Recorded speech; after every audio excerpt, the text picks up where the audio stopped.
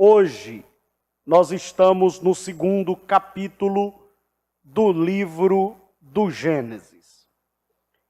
Começamos no início deste ano o estudo do livro do Gênesis. E os irmãos sabem que o livro do Gênesis foi escrito por Moisés. Todo o Pentateuco foi escrito por Moisés. O primeiro livro, na verdade, ser escrito da Bíblia, dizem os estudiosos que foi o livro de Jó, por Moisés também. Moisés se destaca na Bíblia como um homem, um líder extraordinário.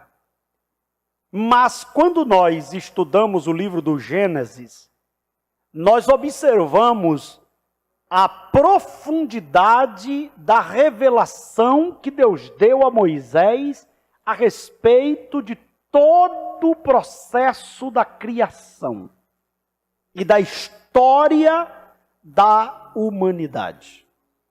É fantástico você perceber que um homem com fragilidades igual às nossas, a gente não pode cair no conto do diabo de que nós não podemos ser um instrumento de Deus por causa das nossas fraquezas, das nossas limitações. Porque quando você olha as Escrituras, você vai encontrar homens como Moisés, que era tão falho e limitado como qualquer crente que tem aqui nessa igreja. É tanto que quando Deus chama ele, ele apresenta como credenciais as suas limitações. E isso depois de um período escondido por causa de um crime que havia sido cometido.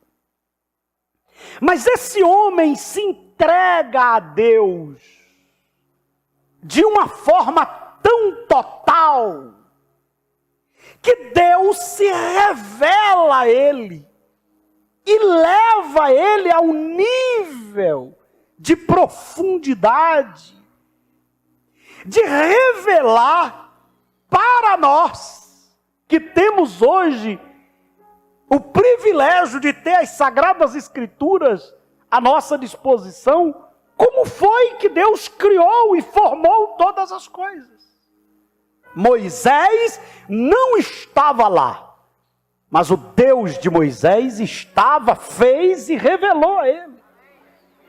E mostrou a ele, e deu detalhes a ele.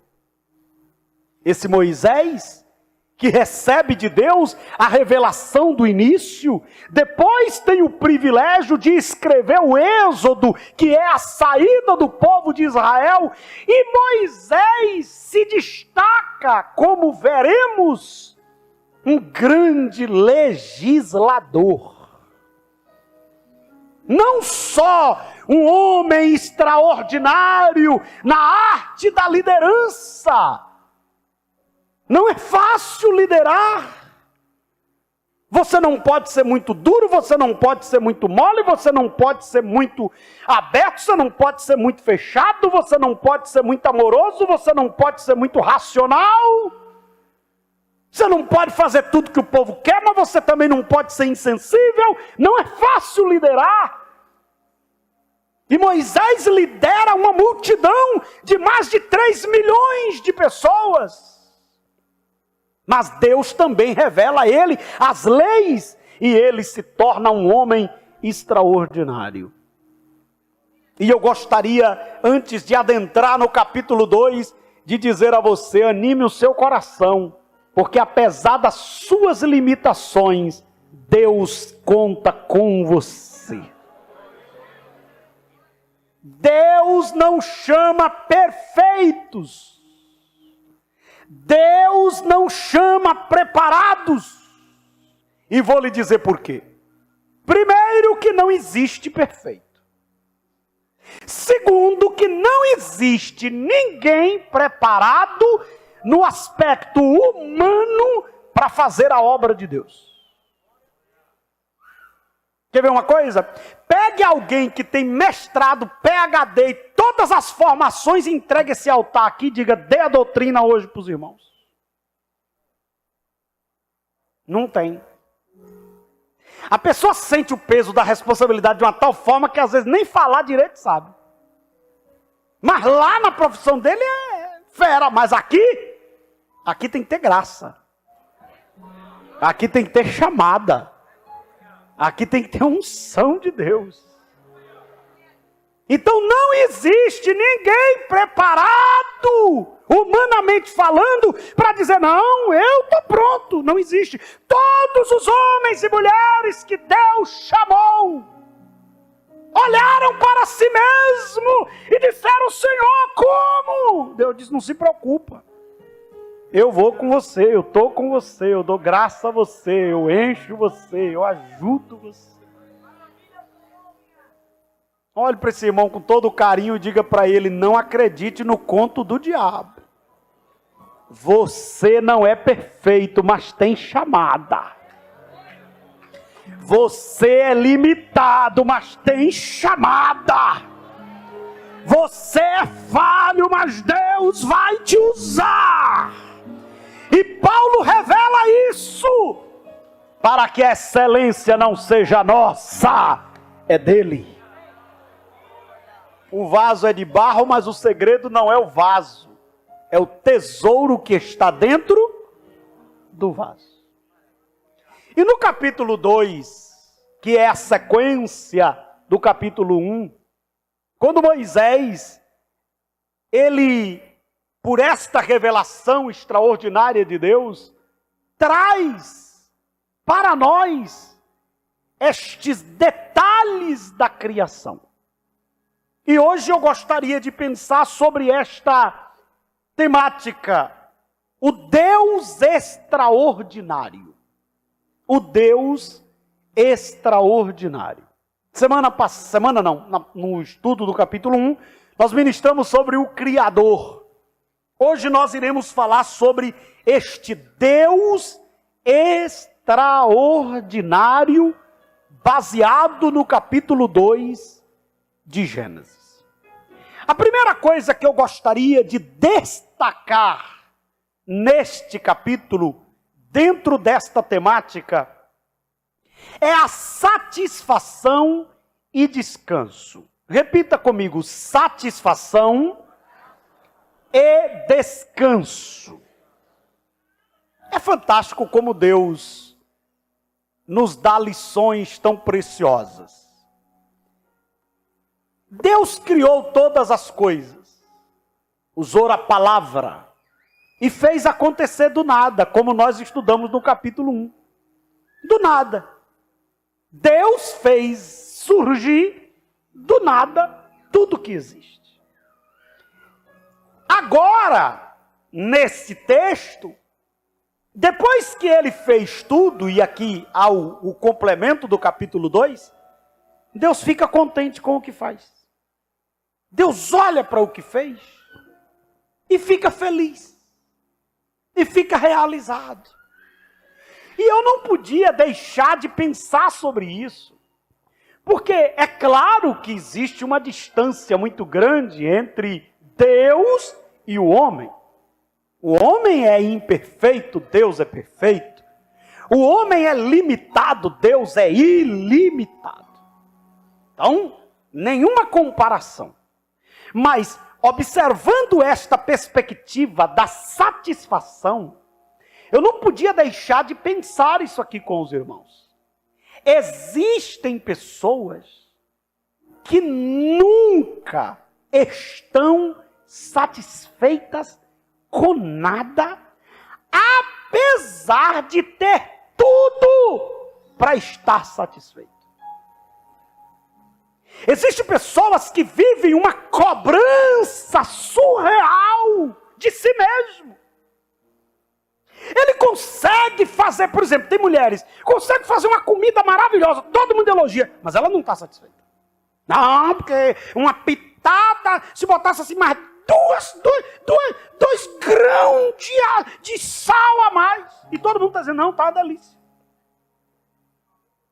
Pessoas insatisfeitas e que não conseguem dizer não. Está ótimo, glória a Deus, consegui, que maravilha, a casa está arrumada, eu consegui me arrumar, não, Deus me usou, foi uma bênção, os filhos cresceram, estou tendo essa oportunidade, Deus me concedeu isso aqui. Não, vivem uma insatisfação crônica. Agora olha que lição maravilhosa Deus nos dá. Ele fez, Ele criou, Ele empenhou todo o seu esforço e depois que fez, olhou e disse, que maravilha, está ótimo o que eu fiz. Irmãos, a insatisfação crônica é uma doença psicológica que precisa ser trabalhada. Tem gente que sempre vai ter um mais. Tá bom, mais. Tá gostoso, mais. E você viver com alguém que é insatisfeito cronicamente é doentio. Você se esforça. Imagina, você casa com uma pessoa insatisfeita, você vai lá e faz uma luta, se esforça. A mulher arruma a casa toda, o cara chega e diz, está arrumada, mas eu não gosto do cheiro de lavanda. Mas nós precisamos, irmãos, aprender a ficar feliz com o que Deus vai nos usando para fazer. Olha, irmãos, não é cruzar os braços e achar que já fez tudo. Mas é celebrar vitórias, ainda que elas sejam mínimas. Ô irmão, se você não tiver cuidado, seus filhos crescem, você nem percebe a fase tão maravilhosa. O menino está brincando, uma cara feia, não está satisfeito. Aí depois que o menino cresce, é por isso que você vê um bocado de avô estragando os filhos dos outros. Que é os netos? Estragando. Quando você vê um avô estragando muitos netos, é consciência pesada. Quer descontar no pobre do neto tudo que era para ter feito com os filhos e não fez. Aí agora, está dando demais a dose. Satisfação. Presta bem atenção, queridos. Cuidado para você não viver uma vida de ingratidão, de insatisfação, de ranzizice. Tem gente que é ranzinzo. Tudo está ruim. E tem gente que ele diz que está ruim só pelo fato de não ter que admitir que está bom.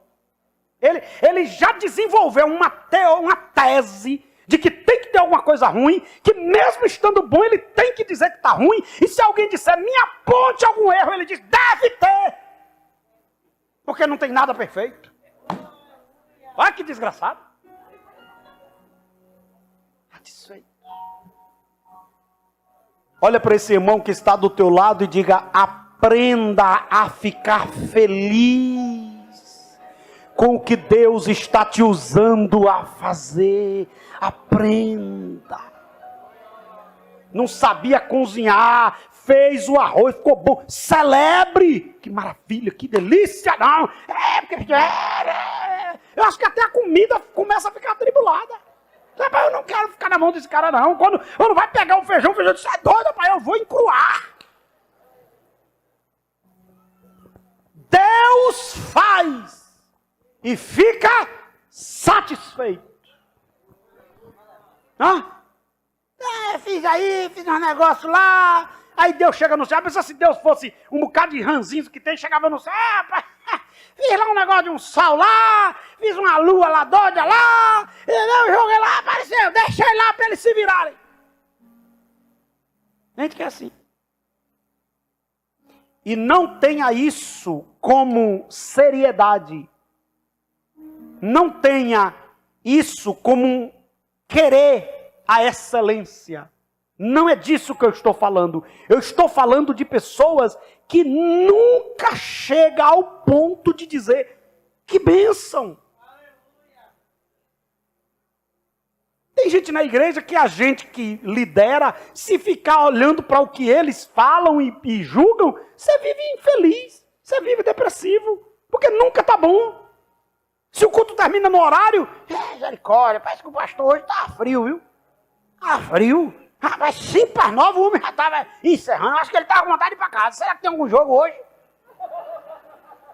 Rapaz, deve ter algum jogo. Tem gente que a mente é fértil.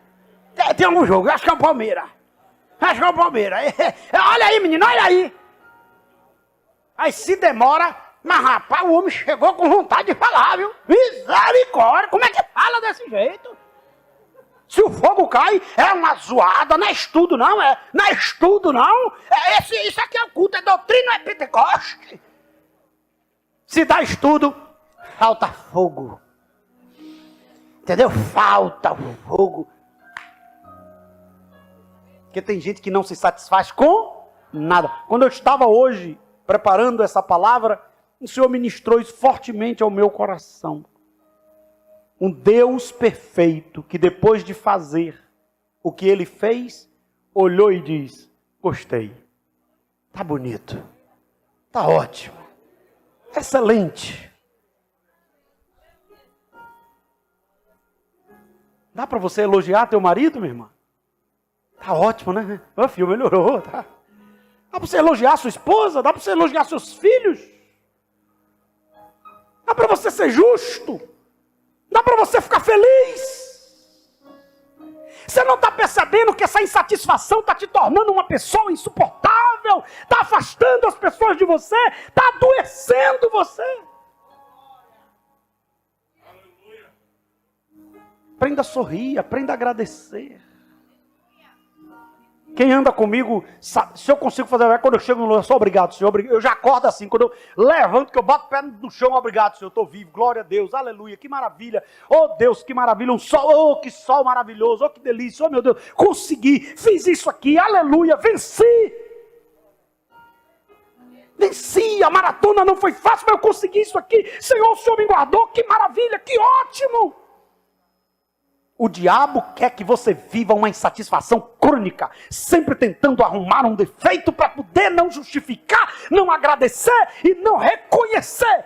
Aprenda a ser satisfeito com o que Deus está fazendo na sua vida. 1 Timóteo capítulo 6, versículo 8. Tendo, porém, sustento e com que nos cobrirmos, e sejamos com isso contentes. Diga comigo, para estar satisfeito, não precisa ter muito, precisa agradecer pelo que tem.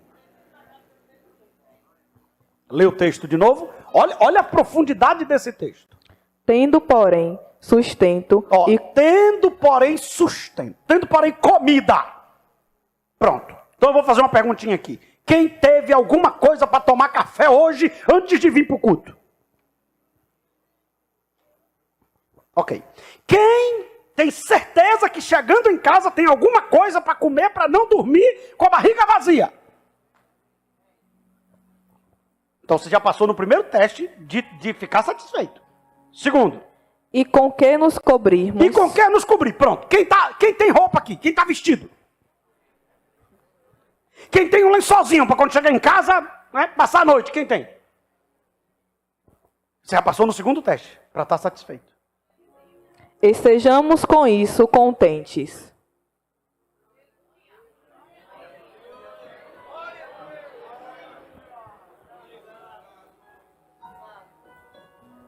Sabe o que é que acontece? Tem gente que é tão insatisfeito que a comida faz mal. Ele come o pão dizendo, miserável. É miserável. Rapaz, eu acho que o padeiro, quando fez essa miséria aqui, miséria, está repreendido. Isso não é pão, isso não é pão, isso é pedra, isso é pedra.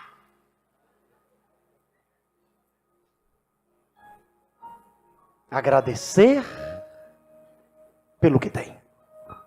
O mínimo. O mínimo. Hoje faleceu o Orlavo de Carvalho e antes de vir para aqui eu vi um vídeo dele dizendo assim: eu quero que Deus perdoe os meus pecados Estou tentando me acertar com Cristo para poder eu não ter medo da morte, porque o resto tudo é fantasia. O que sobra é Deus. O resto tudo é fantasia. Tem gente que não tem uma roupa bonitona para vir para a igreja, aí ele acha que no dia que ele tiver essa roupona maravilhosa, ele vai ser feliz. No dia que ele tiver, ele descobre: cadê a felicidade? Felicidade? Eu comprei um terno maravilhoso para ir para o culto hoje. Ô, felicidade? Eu ia com um terninho suado, agora eu estou com um senhor terno. Felicidade, cadê você, felicidade? E a felicidade, sim, mas eu não tenho nada a ver com isso aí, não. Não, pastor, eu não sou feliz porque eu moro numa rua. Pelo amor de Deus, pastor, eu moro numa casa que o senhor precisa ver. Aí vai morar num condomínio, numa casa. Daqui a pouco, cadê? Tá brigando com a mulher, brigando com não sei quem. Daqui a pouco separa tudo. Porque felicidade não tem nada a ver com isso, irmão. Felicidade não tem nada a ver com essas fantasias. Tudo nessa vida é fantasia. O poder é fantasia. Eu estou terminando de ler um livro agora que conta a história quando o Silvio Santos saiu candidato a presidente. Caçaram, não deixaram ele sair candidato. Aí apresentou um nome de um homem lá que era um guru. O cara mais poderoso que tinha no Brasil. Que já tinha sido do STF, do TSE, não sei o que, ministro. E eu fiquei dizendo: esse homem era isso tudo, eu nunca ouvi falar. Sabe o que isso quer dizer? Fantasia passa. Tudo passa, poder passa, dinheiro passa, fama passa. Isso não tem nada a ver com alegria, isso não tem nada a ver com satisfação. Satisfação é você entender que o Senhor está cuidando de você nos mínimos detalhes, que você não existe por acaso, que há um propósito para você existir, há uma missão para você cumprir, e que quando acabar aqui, as portas dos portais celestiais estarão abertos, e o Senhor estará dizendo: vinde bendito do meu Pai, você cumpriu a missão e agora pode entrar. É isso que vale. Se contente, se alegre, fique satisfeito. Paulo tem um outro texto que diz assim: eu aprendi a ter como não ter, eu aprendi a comer como passar necessidade.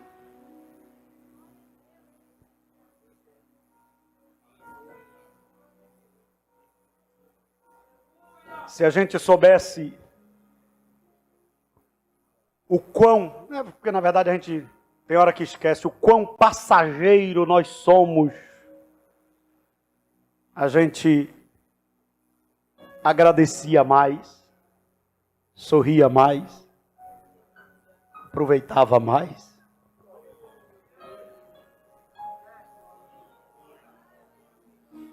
Aí o Todo-Poderoso fez: tá ótimo. Tá ótimo. Eu fico vendo a reunião dele com os anjos. Tá ótimo. Tá lindo o que eu fiz. Olha lá, tá andando, ó. Andando, é Adão. É minha criatura, é minha imagem. Eu fiz do barro. Tá andando, ó. Ó o patinho andando. Olha, tá voando. Olha o ar, olha. Eu fiz. Tá ótimo. Agora uma coisa que me veio aqui à mente. Se Deus que fez a natureza e achou ótimo, e nós que às vezes estamos em lugares tão maravilhosos, como a gente mora aqui nessa região, você quer ir para a praia, está ali, você quer ir no rio, está aqui. E tem gente que chega num lugar desse e não consegue ver beleza, não consegue, porque está tão atormentado por uma ganância, por fantasias. É por isso que você vê gente que luta, consegue, quando chega no topo, pega uma arma e tira a vida. Porque quando ele chega no topo, que ele tem tudo, ele procura e diz: felicidade? Oh, felicidade? Não tem. Nem todo mundo tem o privilégio de casar com felicidade. Eu só conheço um, que é o pastor Romeu. Casou com felicidade. Não é esse? Eu só conheço ele. Nem todo mundo tem esse. Ele casou com felicidade. A gente, irmão, precisa aprender a se satisfazer com pouco. Isso é bonito, sabia? Que bom, Deus me deu, que alegria, que ótimo, que alegria. Olha, meus filhos cresceram, olha, a casa está uma bênção. Olha que maravilha. Rapaz, eu consegui fazer isso aqui. A mulher acorda, arrumou, eu venci, olha, fiz isso, que maravilha, que ótimo. Arrumei, está lindo, está bem passado, tá, olha que maravilha. O culto hoje, não, a gente sempre fica procurando um pezinho para poder sujar o que está bonito. A segunda coisa é que ele descansou. E isso aqui é interessante, porque leia Isaías 40, 28. Não sabes, não ouvistes que o eterno Deus, o Senhor, o Criador dos confins da terra, nem se cansa, nem se fatiga?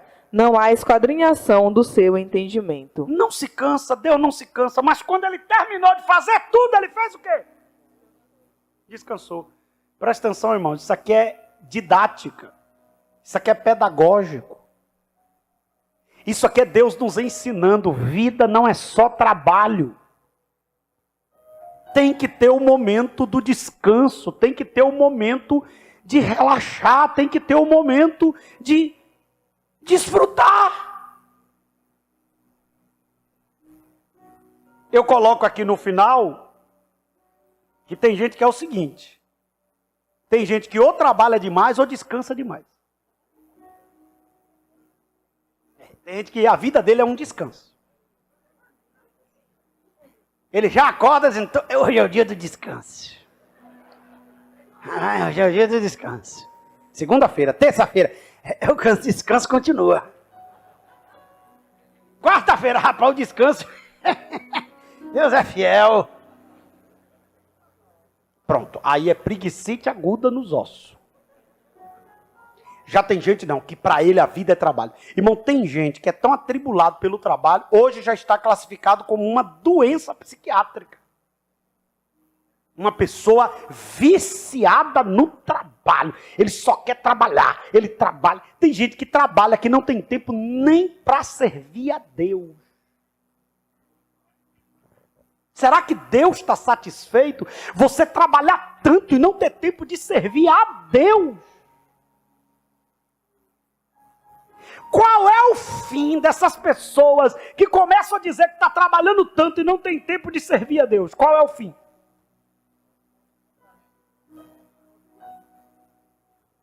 A gente aqui que dirige igreja, qual é o fim daquele irmão que diz, pastor, porque eu não tenho tempo, agora eu estou trabalhando de segunda a segunda, e eu tenho que sustentar minha família. Qual é o final? Perde família, perde saúde, perde tudo e volta para os pés de Jesus. Ai, Jesus, tem misericórdia de mim, porque é restauração, restituição, né, pastor? Esse ano, restituição.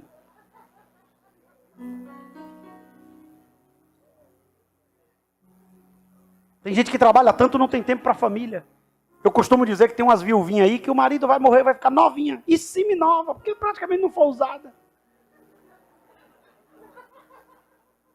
Semi-nova. Cara, trabalhando, chegava em casa já morto, já era deitado, dormir.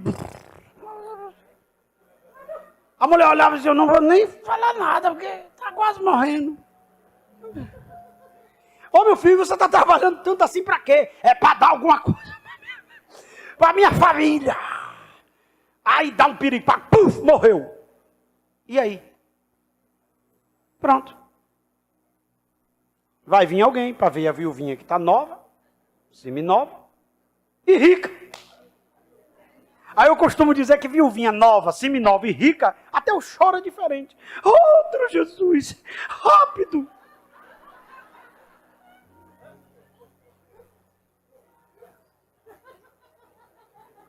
É para trabalhar? É. Tem que ser responsável? Tem. Tem que cuidar das coisas? Tem. Mas tem que descansar, repousar e aproveitar, senão essa matemática não fecha. Trabalha, não tem tempo para comer. Aí daqui a pouco vai ter que pegar o dinheiro que não teve tempo para parar para comer, para fazer o tratamento do estômago. Trabalha para poder dar um videogame ao menino.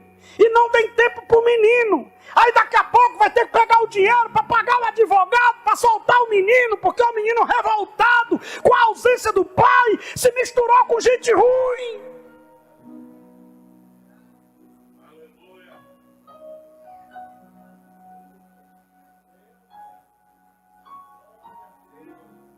Trabalhou tanto para poder ter uma casona, ótimo, mas não tem tempo para fazer uma caminhada, colesterol nas alturas, daqui a pouco está em cima da cama, dentro da casa, dizendo, se eu soubesse eu tinha me cuidado mais.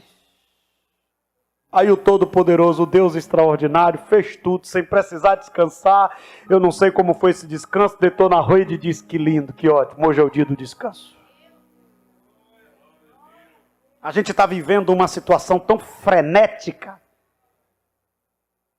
que ninguém quer ter tempo para nada. E se a gente não tiver cuidado, a gente entra nesse automático e só acorda com prejuízos irreversíveis. Aprenda a descansar, aprenda a ficar um tempo com sua família, aprenda a sentar um pouquinho para tomar um ar puro, aprenda a conversar com seus filhos, ver seus netinhos, brincar com seu cachorrinho, aprenda, tem que ter um tempo. A gente já estudou isso aqui nos evangelhos sobre Jesus. Várias vezes Jesus se retirava, ia para o monte, passava um tempo. Jardim dos Getsêmani era um lugar conhecido, que ele ia para ali, passar uma tarde, uma noite. Descanso faz parte da vida. Lazer faz parte da vida.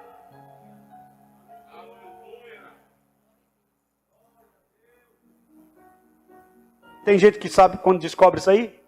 70 anos com a bengala na mão sem enxergar mais. Se eu soubesse, tinha viajado. Se eu soubesse, os meninos tudo revoltados, eu perdi tudo. Olha para esse irmãozinho que está do seu lado e diga, aprenda com o Deus extraordinário.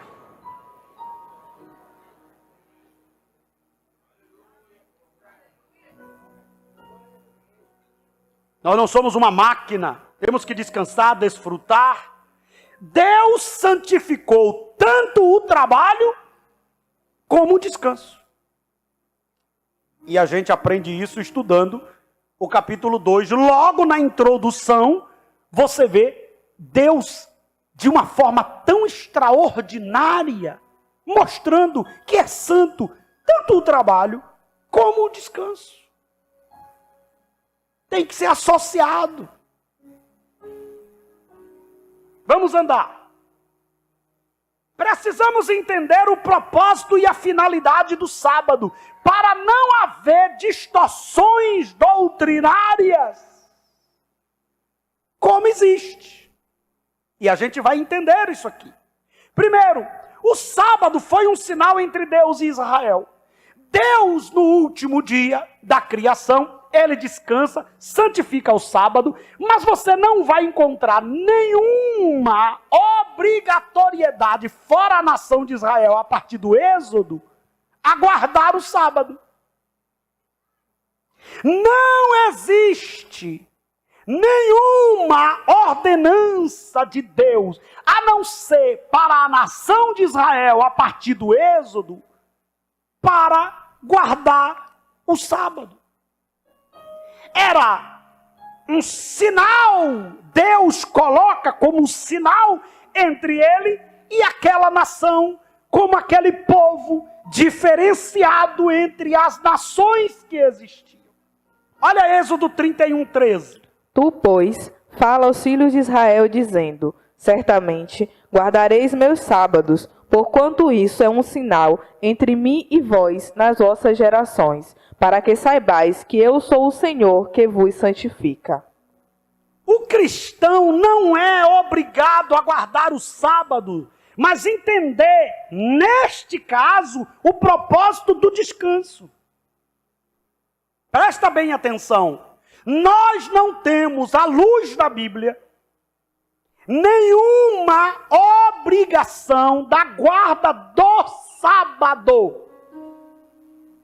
Mas precisamos entender a ideia fora da obrigatoriedade da guarda, no aspecto do dia do descanso. Não podemos perder isto de vista. Precisamos ter essa percepção. Olha o que Paulo trabalha sobre esta questão do sábado. Gálatas capítulo 5, versículo 1. Estais, pois, firmes na liberdade com que Cristo nos libertou, e não torneis a meter-vos debaixo do jugo da servidão. Paulo trabalhando a ideia da lei, inclusive do sábado, como a dispensação que para nós não tem efeito. Porque nós, os cristãos, não estamos mais debaixo da lei. Romanos capítulo 8, versículo de 1 a 3. Portanto, agora, nenhuma condenação há para os que estão em Cristo Jesus, que não andam segundo a carne, mas segundo o Espírito. Porque a lei do Espírito de vida em Cristo Jesus me livrou da lei do pecado e da morte. Porquanto o que era impossível à lei, visto como estava enferma pela carne, Deus, enviando o seu Filho em semelhança da carne do pecado, pelo pecado condenou o pecado da carne. Houve uma mudança de paradigma. No sábado, primeiro você trabalha, depois você descansa. Domingo, que é o primeiro dia da semana, simboliza a graça. O primeiro dia é do Senhor, ou seja, primeiro você crê em Cristo e encontra descanso. Depois você trabalha. Olha o que diz Efésios capítulo 2, versículo 8 ao 10. Porque pela graça sois salvos, por meio da fé, e isso não vem de vós, é dom de Deus, não vem das obras, para que ninguém se glorie. Porque somos feitura sua, criados em Cristo Jesus, para as boas obras, as quais Deus preparou para que andássemos nelas. A igreja primitiva, quem defende a interpretação equivocada da guarda do sábado para a igreja, diz que quem inventou o dia do Senhor como domingo foi o Papa. Na verdade, o equívoco é falta de conhecimento. Quando você vai ler a Bíblia, a partir de Atos dos Apóstolos, você vai ver que a igreja, os cristãos, eles desde o princípio já não tinham a obrigatoriedade da guarda do sábado. Eles congregavam e guardavam o primeiro dia da semana. Porque foi aonde Cristo ressuscitou, aonde veio o Espírito Santo, e a igreja passou a entender que houve a mudança. Nós não estamos mais debaixo da lei, estamos agora em uma nova dispensação, a dispensação da graça. E Cristo, a vinda de Cristo, muda este paradigma. Não estamos mais debaixo da lei. A lei judaica dos sábados cumpriu-se em Cristo. Olha o que diz Gálatas capítulo 4, versículo 1, está até o 11, mas não vai dar tempo ler.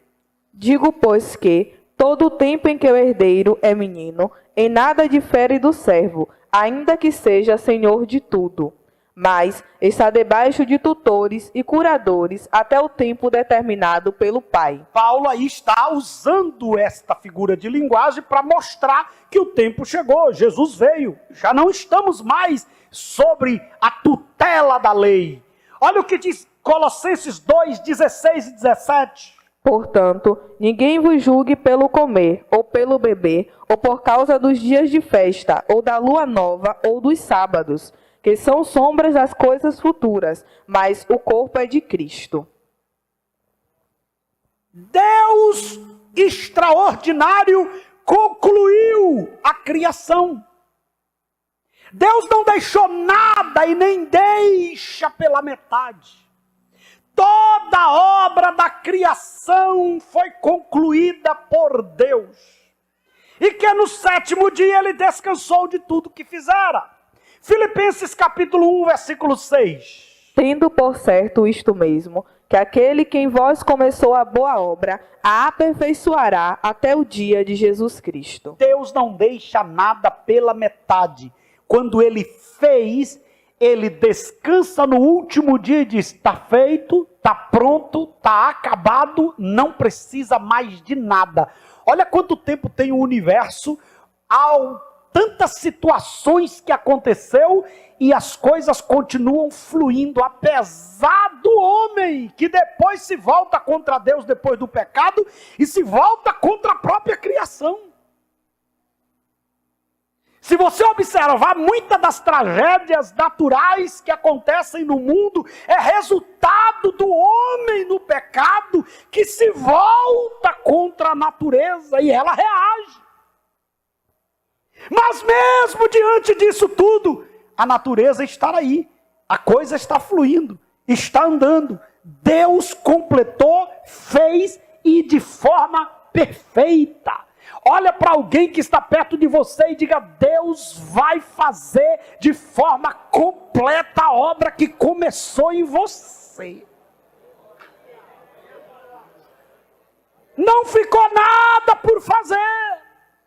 Todos os processos que ocorreram no universo não implicam numa continuação da criação, mas na verdade de que Deus sustenta continuamente a criação que está completa. Hebreus capítulo 1, versículo 3.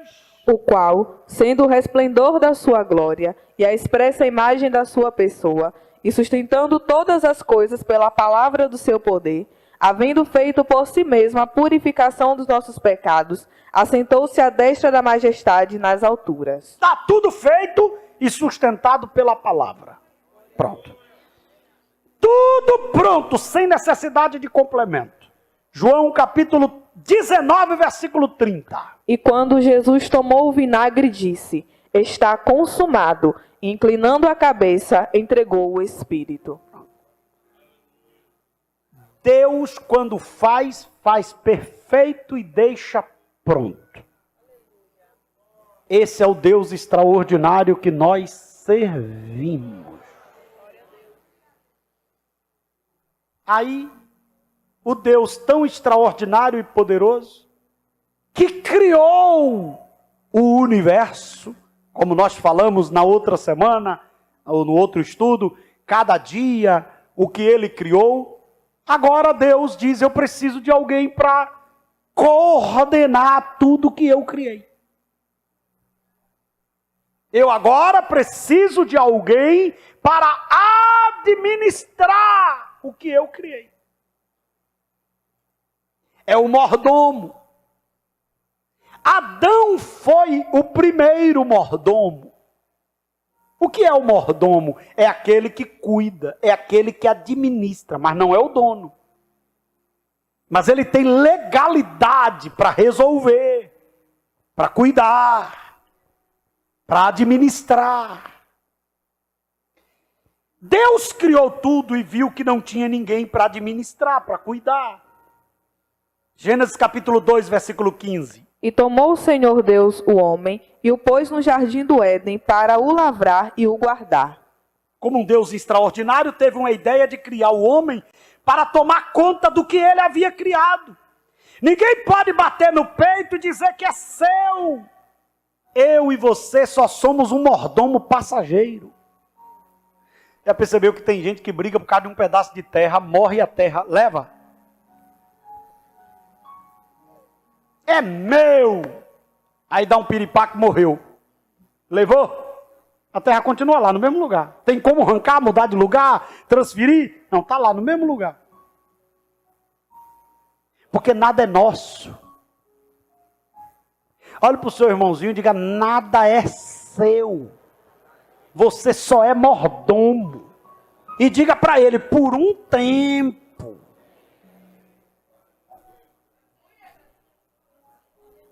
O tempo de Adão passou, o tempo de Abraão passou, o tempo de Moisés passou, o tempo de Paulo passou, o tempo de Pedro passou. Agora é o nosso tempo, daqui a um dia é o tempo dos nossos filhos, dos nossos netos. E você tem que aprender a administrar bem e aproveitar o seu tempo. Tudo fica aí.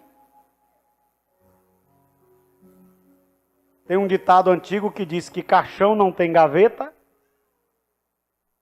E o outro é o quê? Não sabe, ninguém quer falar.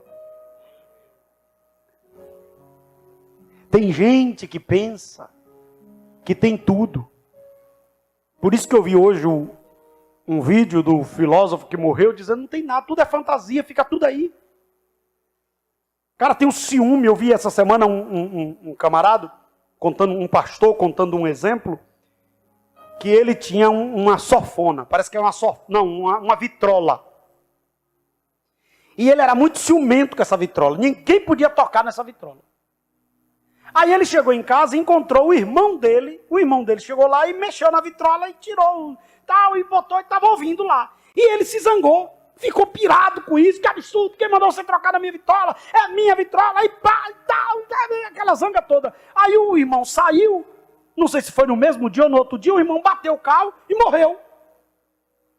Quando o irmão bateu o carro e morreu, aquilo veio na mente dele.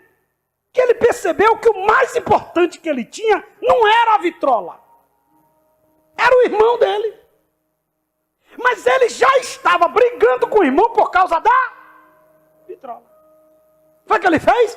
Deu um fim na vitrola. Não quis a vitrola mais nunca na frente dele. E se a gente não tiver cuidado, a gente fica pensando que a gente é proprietário das coisas, que é meu. Não, isso não é seu. Você é um administrador provisório. Vai ficar. Você passa, as coisas ficam. E a gente tem que entender que tudo é de Deus. E Deus nos deu privilégio por um período. Por um período de administrar. Agora que Deus fantástico. Criou tudo, chama Adão e diz, agora cuide, administre, zele. Mas Deus não diz, é seu. Cuide. Desfrute. Em outras palavras, se beneficie do que eu criei e te entreguei. Mas não esqueça, não é seu, é passageiro. Esse egoísmo é meu. Você sabia que a criança, essa primeira infância é muito egoísta, né? A criança, ela chega e diz, é meu. Aí os pais vão educando. E quando ela sai dessa fase, ela já entende que ela tem que compartilhar. Mas tem gente que fica na vida inteira nessa primeira infância. É meu. E vai perdendo tudo. Imagina, você casar com um marido que fica olhando para você, você não pode falar com ninguém. Minha. Imagina, você casar com uma mulher, você olha para um lado.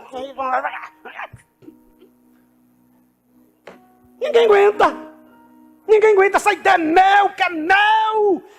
É nada seu, é nada nosso. Somos mordomos, vamos aproveitar bem, mas sem egoísmo. É tudo dele, é tudo do Deus extraordinário.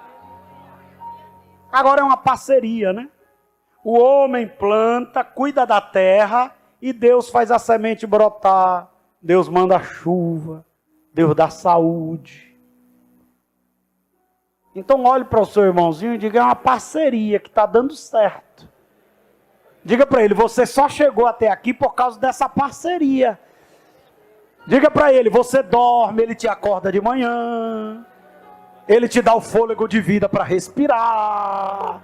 Ele te livrou do Covid. Ele fechou a cova. Ele quebrou o laço. Ele te deu inteligência. Ele te deu capacidade. Ele te deu estrutura. Ele te deu força. Ele te deu ânimo. Ele te protegeu, te guardou, te livrou, te encheu, te capacitou. E olha você aqui. É a parceria. É nós e ele. E essa parceria é invencível.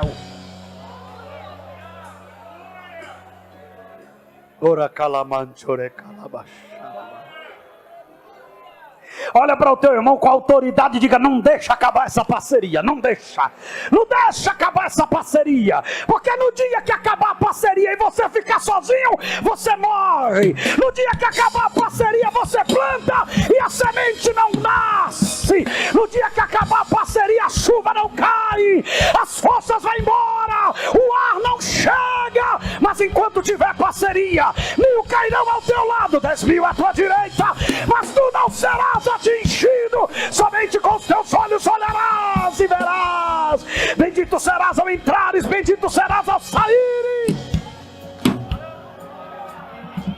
É Ele, é Ele, é Ele, é Ele, é Ele, é Ele, é Ele, não é nós. Pastor, eu quero dizer para o senhor que eu não concordo com isso não. Eu não peguei o Covid, pastor, porque eu sou uma pessoa muito cuidadosa. Ah, é? Teve gente que nem saiu de casa, pegou e morreu. Não, e o senhor está dizendo que eu não tenho que se cuidar? Não, tem que se cuidar. Mas se só se cuidar e não tiver a parceria da proteção... Não, pastor, caso é o senhor, que eu estou de pé porque eu me vacinei. Teve gente que já tomou a 4ª dose, pegou e morreu. Sim, pastor, o senhor está dizendo que não tem que se vacinar? Não tem que se vacinar, eu me vacinei. Se vacine. Mas não é isso que garante que você vai ficar vivo. Ah, pastor, quero dizer ao senhor que eu consigo, eu sou uma pessoa que eu tenho meus patrimônios, porque eu sou esforçado. E quem te deu força? E quem te deu saúde para acordar e ter vontade de sair e trabalhar? No dia que a parceria acaba, acabou você. Vou lhe dizer mais. Tem gente que é mais esforçado do que você. Mas como não tem o parceiro que você tem, nunca vai chegar aonde você chegou. Por isso que a Bíblia diz que a vitória não é do forte. A vitória não é do ligeiro. O cavalo prepara-se para o dia da batalha, mas a vitória vem de quem, igreja? É a parceria.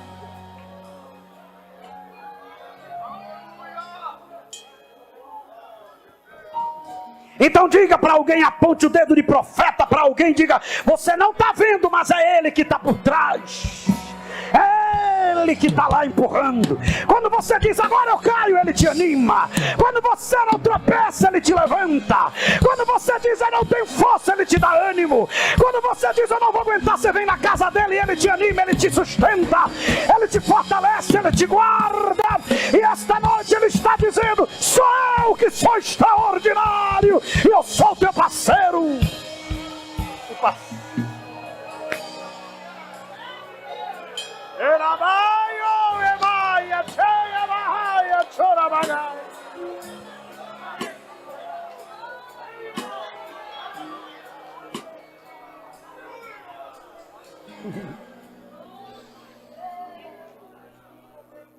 Aleluia.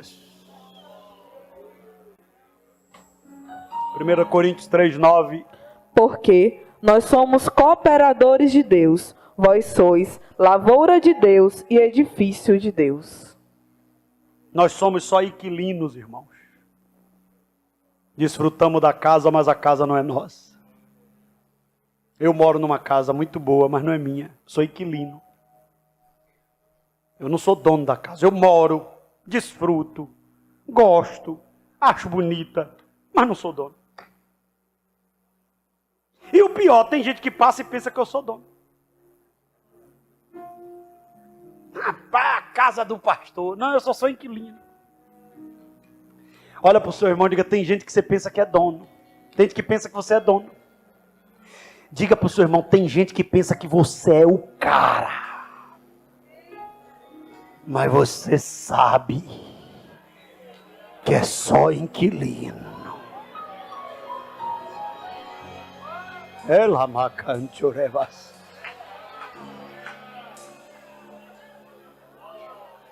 Quem está de fora pode pensar o que quiser, mas você sabe que não tem nada. Agora que lindo, tem o privilégio de desfrutar.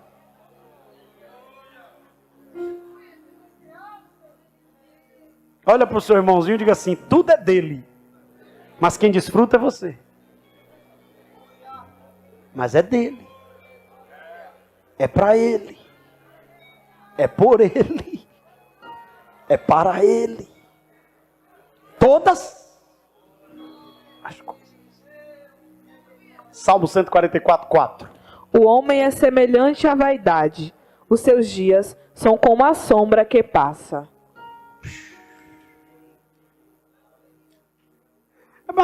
Aquela sombra que estava aqui, né, já foi.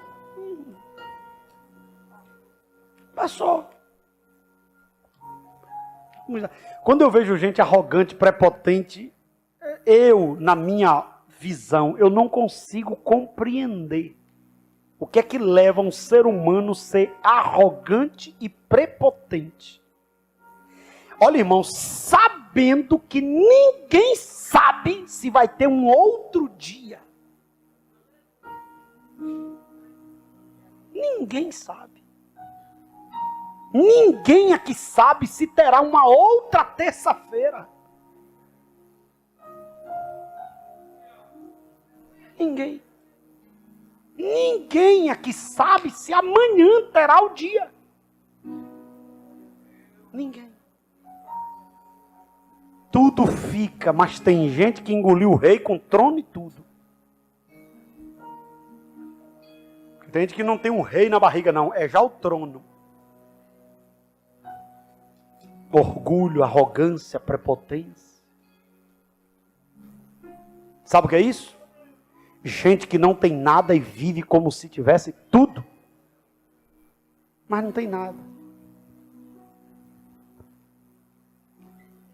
Agora, o Deus extraordinário deixou o céu, a glória, e veio morar entre os homens.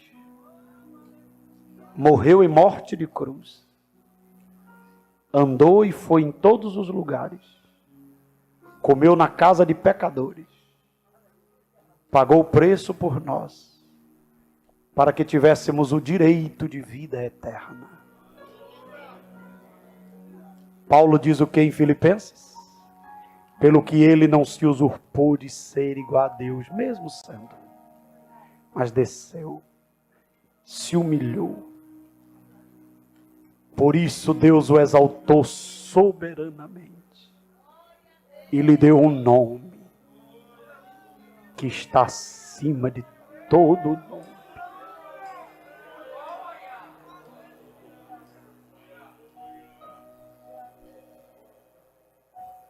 Deus extraordinário é um Deus de aliança. O que é aliança, pastor? Aliança é um compromisso entre duas ou mais partes. E Deus fez uma aliança com Adão. Deus chega para Adão e diz, olha, tem o privilégio e tem a responsabilidade. O privilégio é o seguinte, eu criei, quem comanda é você, mas tem um detalhe, coma de tudo, menos dessa árvore.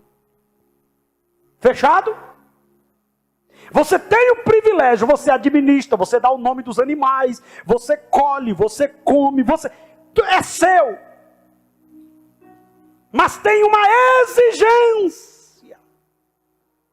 Você não pode tocar no fruto da árvore do conhecimento do bem e do mal. Você pode até comer o da vida. E as outras. Mas do bem e do mal você não pode. Vamos ver o que diz o 16? Abra sua Bíblia aí. No capítulo que estamos estudando.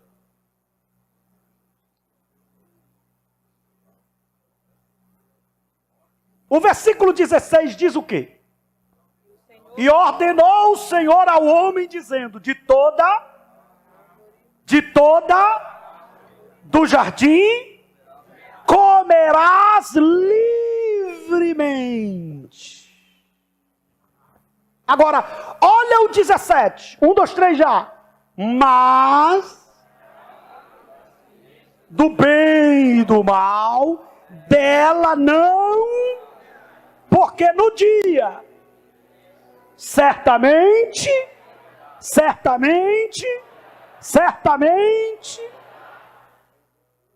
privilégio e responsabilidade. Deus disse para ele: eu faço essa aliança com você. Mas a aliança não só tem privilégio, ela tem responsabilidade. No dia que você casou, você tem um privilégio. A mulher é sua, o marido é seu, mas você tem uma responsabilidade de ser fiel, de cuidar. Esse evangelho que é só vitória, ou seja, privilégio sem responsabilidade, não é bíblico. Deus deu tudo a Adão, mas deu a ele uma ordem. Olha o Salmo 119, 39. Afasta de mim o opróbrio que temo, porque os teus juízos são bons. Precisamos entender que nós servimos a um Deus que é amoroso, mas que é justiça. Deus é justo.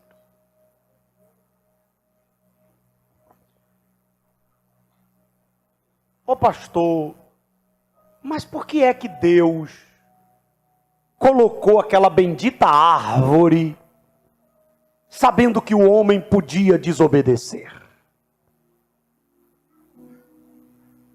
Porque Deus não quer que ninguém sirva-o por não ter opção.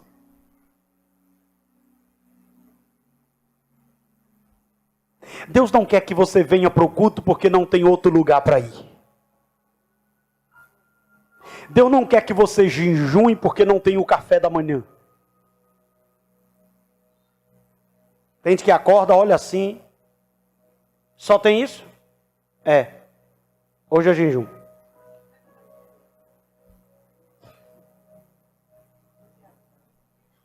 Aí faz igual o irmão. Eu estava com o irmão um dia, ele saiu de casa. Eu disse, pastor, não, estou jejuando.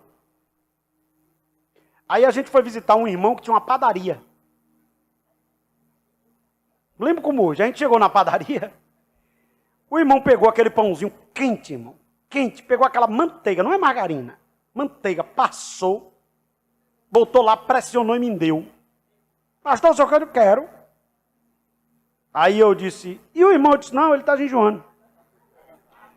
Aí quando eu olhei, ele estava assim. Eu disse, o que? Ele disse, eu estou entregando.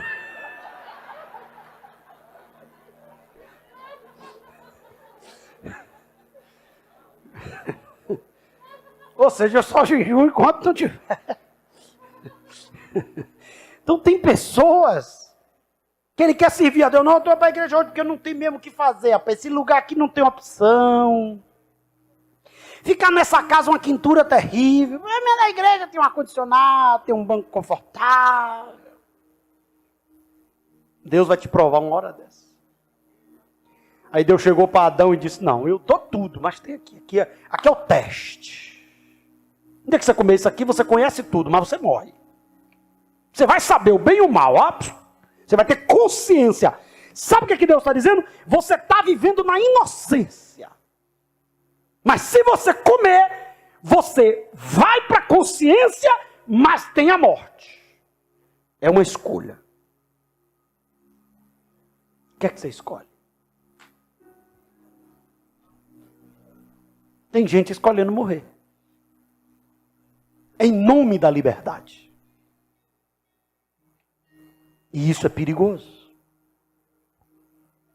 Josué 24:15. Porém, se vos parece mal servir ao Senhor, escolhei hoje a quem sirvais, se aos deuses a quem serviram vossos pais, que estavam da além do Eufrates, ou aos deuses dos amorreus, em cuja terra habitais. Eu e a minha casa serviremos ao Senhor. Decisão, escolha. O segredo, irmãos, da bênção é obedecer. Vamos ver o que diz a Bíblia? Deuteronômio 28, 1 e 2. Se atentamente ouvires a voz do Senhor, teu Deus, tendo cuidado de guardar todos os seus mandamentos que hoje te ordeno, o Senhor teu Deus te exaltará sobre todas as nações da terra. Se ouvires a voz do Senhor teu Deus, virão sobre ti e te alcançarão todas estas bênçãos. Diga comigo, bênção atrai... Não, diga obediência atrai bênção. Agora vamos ver o que é que a maldição atrai, a desobediência atrai. Deuteronômio 28, 15 e 16. Será, porém, que se não deres ouvidos à voz do Senhor, teu Deus, não cuidando em cumprir todos os seus mandamentos e os seus estatutos que hoje te ordeno, então virão todas essas maldições sobre ti e te alcançarão. Maldito serás tu na cidade e maldito serás no campo. Obedecer atrai bênção. Desobedecer atrai maldição.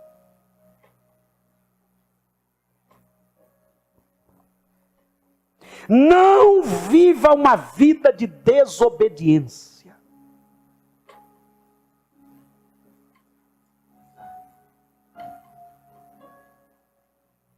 Deus conhece e entende.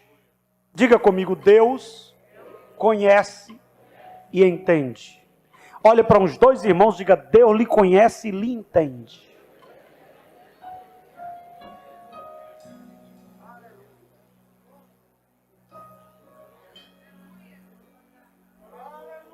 Adão tinha tudo, mas Deus viu que ele não estava bem.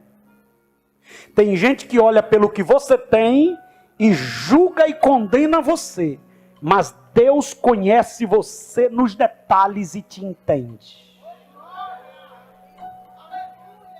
Porque quem olhava para Adão, rapaz, vive num paraíso, rapaz, esse homem precisa mais de quê? Mas o texto diz, e viu Deus. A hora já foi, mas esse texto aqui dá para a gente estudar umas 2 horas. E viu Deus que não era bom que o homem vivesse só. Mas está no paraíso, mas está só. Isso aqui tem um detalhe para você dar a maior glória que você já deu hoje. Deus não fez Adão e abandonou ele. Deus fez Adão e acompanhou. Deus não te fez e te abandonou. Ele te criou e está te acompanhando. E sabe quem é você. Entende teus detalhes.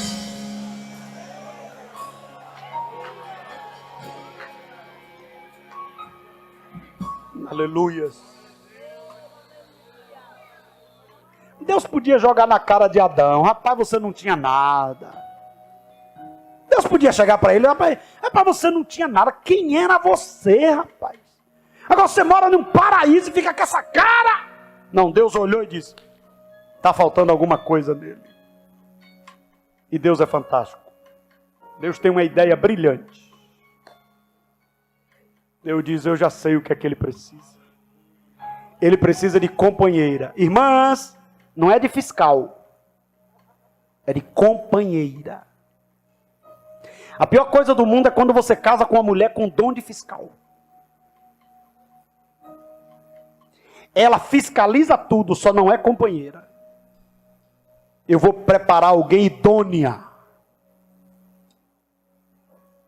que esteja do seu lado. Dizem as más línguas que Deus fez ele dormir para não dar palpite. Quando ele acordou, já estava o presente pronto. E ele gostou. Ele olhou e disse, agora sim. Essa é osso dos meus ossos, carne da minha carne. Vou chamar ela de mulher porque ela foi tirada de mim. E aí, foi para a lua de mel.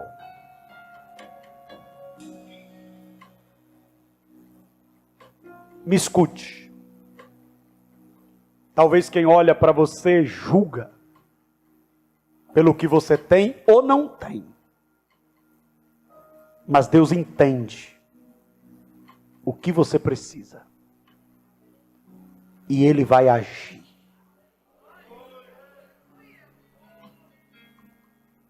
Eu não sei se vai precisar fazer uma cirurgia. Eu não sei se vai precisar tirar, colocar, trazer, afastar. Eu não sei se vai precisar dar, tomar, tirar, exaltar, abater. Mas viu Deus que você precisa de algo que nem você sabe explicar o que é. Mas como Ele lhe criou, Ele sabe o que é. E Ele já tem a ideia do que vai fazer. Então adore-o nesta noite. Esse Deus é extraordinário, porque depois de fazer o que Ele fez e dar o que te deu, Ele se preocupa com os detalhes da tua alma. E nesta noite me usa neste culto para te dizer: eu já bolei, já arquitetei, já planejei, só falta entregar na tua mão, porque eu sei do que você precisa. Que me faz esperar. A presença de Deus é real aqui nesta noite. E eu vou te dar 1 minuto para quem quiser adorar o Deus extraordinário. É a tua presença. E viu Deus Que me faz descansar. Alguém olhava e dizia: que homem ingrato. Deus olhava e dizia: é uma mulher que ele precisa. Ele precisa de família, ele precisa de casamento. Alguém está olhando e dizendo: mas que homem ingrato. E Deus está dizendo: ele precisa de resposta, ele precisa de abraço, ele precisa de atenção, ele precisa de oportunidade. E eu sou profeta de Deus esta noite para te dizer: o que está faltando para ficar completo, papai está planejando nesta noite e vai entregar na tua mão.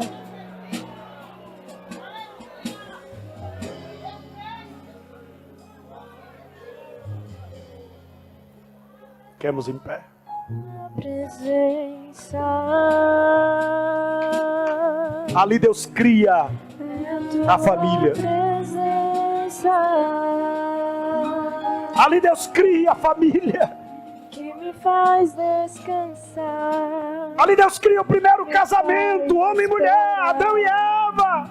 Que me faz confiar em ti. Ali Deus coloca os parâmetros da família. O homem deve amar a esposa deve respeitar o marido. Deus é tão perfeito que a cirurgia fez da costela. Porque se fosse da cabeça, a mulher podia se sentir governadora sobre o homem. Se fosse dos pés, o homem podia pisar nela. Deus coloca do lado e diz: é para ajudar, é para andar juntos. Deus cria o modelo do casamento e diz: olha, o manual está aqui, é a palavra. A base é a satisfação de ambos.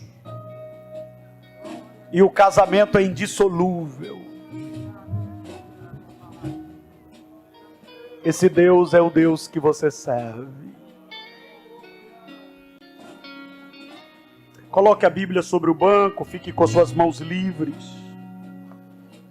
Levante a sua mão aos céus e diga: eu sirvo a um Deus extraordinário, que me criou, me deu tudo o que eu tenho, e consegue olhar desejos mais ocultos da minha alma, e não me julga pelo que eu tenho, porque Ele sabe do que me satisfaz. E eu amo, porque Ele me entende mais do que qualquer pessoa. Ele me entende mais do que minha esposa, mais do que meus pais. Agora olhe para o seu irmãozinho e diga: esta noite, o Deus extraordinário viu o que você precisa para ficar tudo legal, e Ele está entrando com providência esta noite. Vai ter cirurgia, vai ter porta aberta, vai ter milagre, vai ter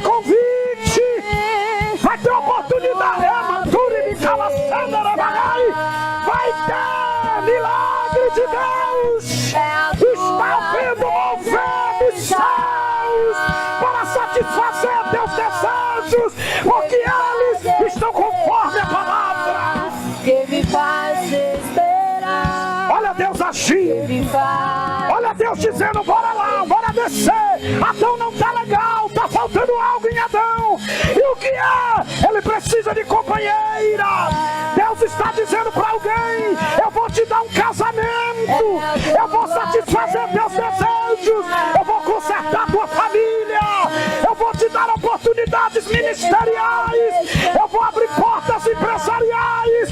Eu vou abrir portas materiais. Eu vou abrir portas intelectuais. Porque quem te olha de longe, olha de tudo que tu tem, mas Deus te olha por dentro. Presença que me faz caminhar, é a tua presença que me faz, é a tua presença que muda minha vida. Ele te vê por dentro. Ele te vê por dentro. É a tua presença que está aqui. Ele te vê por dentro. É a tua presença, eu já posso Ele te vê por sentir. dentro. É a tua presença. Ele te vê por dentro. É a tua presença. É a tua presença.